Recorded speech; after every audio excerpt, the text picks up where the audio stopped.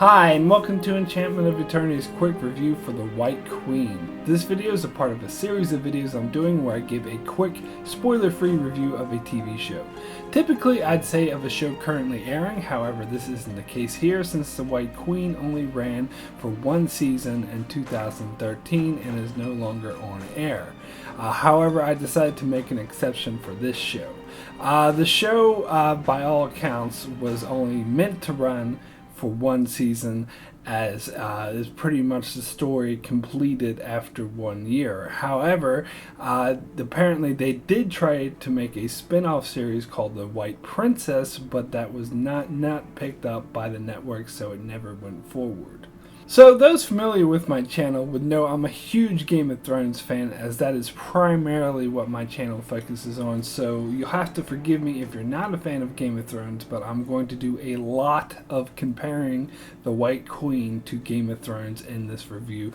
because I couldn't help but being reminded of it and seeing a lot of similarities. So although this review is spoiler free for the White Queen, I'll have to give a spoiler warning for Game of Thrones up to season 5.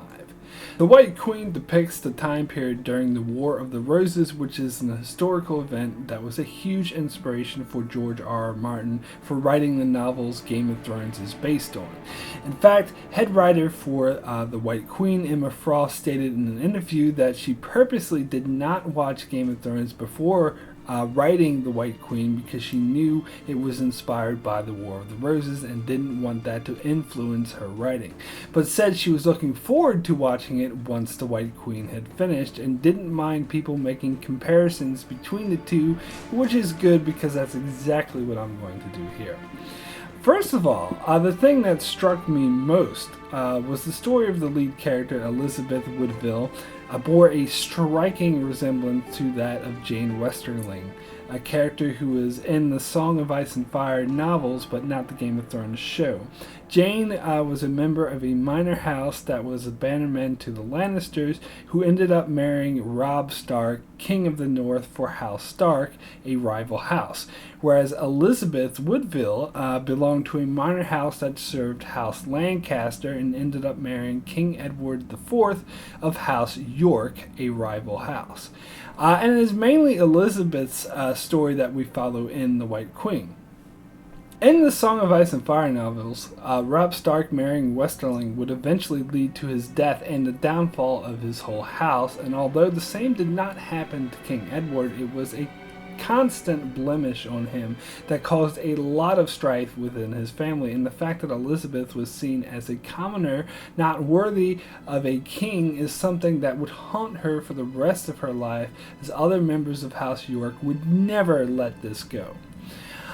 Other similarities was just the feel of the whole show being about political intrigue and a lot of different forces vying for the throne, in which the overall feel felt pretty much exactly the same as Game of Thrones, minus the fantastical element, of course. In fact, the White Queen was worse in terms of how easily kings were dethroned and the line of succession was just tossed aside. From watching this show, it seems history was even worse than Martin's depiction of how easily the throne changed hands.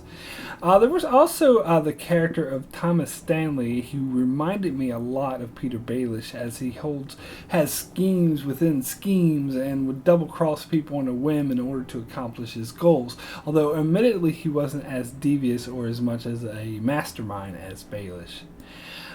Also, there was a scene in The White Queen, which aired 2 years before Game of Thrones Season 5, that was remarkably similar to a controversial scene in Season 5. This scene was arguably worse, and yet there was little to no controversy surrounding this scene. Anne Neville, as a teenager, is forced to marry Edward of Westminster of House Lancaster, whom many believe was an inspiration for the character of Joffrey. The White Queen has a scene on their wedding night where Edward brutally rapes Anne Neville, who is only a teenager, while Edward's mother stands in the room and watches with a smile on her face. Sounds a bit familiar to Game of Thrones fans, doesn't it? Anyway, this scene, as depicted in The White Queen, is more graphic as we see more of the rape than Game of Thrones showed with the Sansa Ramsay scene, and yet no controversy. No hordes of people on Twitter rejecting and denouncing the show and calling for the showrunners' heads. Of course, there are several reasons for this, one being that the White Queen wasn't as popular and Neville wasn't as beloved or familiar as a character as Sansa Stark, or the fact that in the novels it was another character, not Sansa, that met this fate, and thus many were upset at the change. So to me, this White Queen example further drives home the point how misguided the Game of Thrones controversy was, as it is based either on a bias because it happened to a character that they were more familiar with and they'd be more okay with it if it happened to a character they didn't care as much about, like Jane Poole, or fans of the novels that generally like to bash any changes the showrunners make,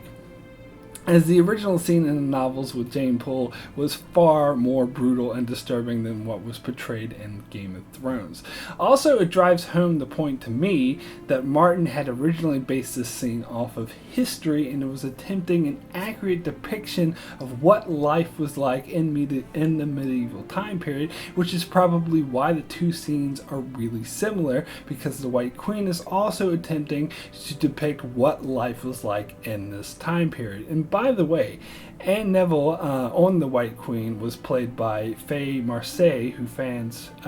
Game of Thrones fans will know from playing the Waif in Season 5. At any rate, in actuality, the White Queen probably bears more similarities with other British medieval historical dramas like The Tudors than it does with Game of Thrones, as it has more of a slow pace and demure setting you would expect from a British historical drama. And in fact, I did feel like the show could get a bit dull at times because of this. Ultimately, the White Queen followed the story of Elizabeth Woodville as she made the transition from commoner to queen and the many struggles and wars that it would incite. However, we also got the perspective of other characters such as Anne Neville and eventually Elizabeth's daughter, Elizabeth of York. So overall, it followed the end of the War of the Roses from the perspective of the women involved. It is based off the series of novels The Cousins' War, in which the first novel is called The White Queen. These novels were told from the women's perspective, and thus the show takes the same tact. As such, any battles in the show are usually glossed over, being spoken about by other characters, or are shown through brief montages that last no more than a few minutes, as the show focuses more on the political intrigue and the causes for war rather than the wars themselves, and focusing on the part the women had to play in it.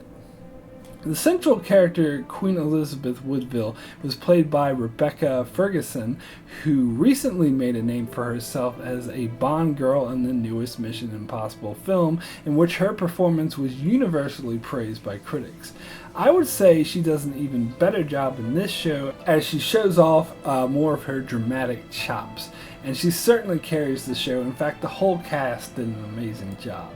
Another interesting character to note was the portrayal of Richard III, which I had to look up on the internet to confirm was the same Richard III that there's a Shakespeare play about, because this character is absolutely nothing like the character in The White Queen. The White Queen tells a completely different version of events. In the show, Richard III is portrayed as a very attractive, very kind, well-intentioned man who was not responsible for the death of his brothers or nephews and was pressured to reluctantly take the throne by his wife and his mother, which is a far cry from Shakespeare's portrayal of him as a misshapen hunchback whose devious plots to have his brothers and nephews murdered so he can seize the throne for himself. Historians would say that the White Queen's portrayal of him, while not being perfect, is probably more accurate than Shakespeare's, as there is a lot of evidence that points